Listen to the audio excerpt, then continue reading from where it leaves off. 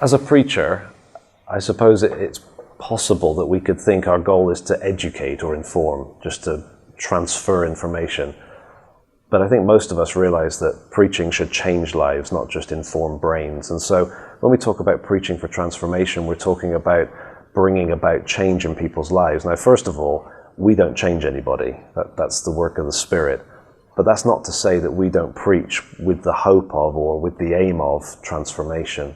So I think there's several levels to that. There's, I suppose, the most superficial level, which is the conduct of people. We can instruct, we can pressure, we can encourage, we can exhort at the level of conduct.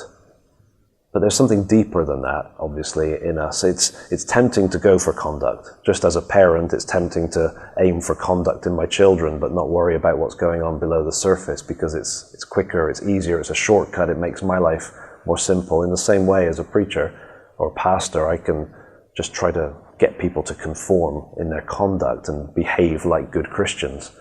But there's much more going on in a person. There's belief, not just knowledge of truth, but belief in that trust in the things that are being communicated in the person of Christ. There's deeper than belief. There's also the affections, the heart values, the responsiveness.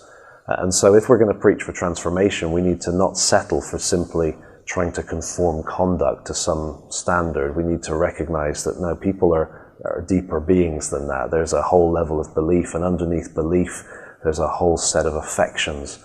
And good preaching, when God's Spirit is at work, is going to transform throughout that person. It's not just on the outside, it's going to be from the inside out, a transformed heart, which will affect belief and thinking and processing, but also behavior and conduct. That's what we're aiming for when we're preaching for transformation.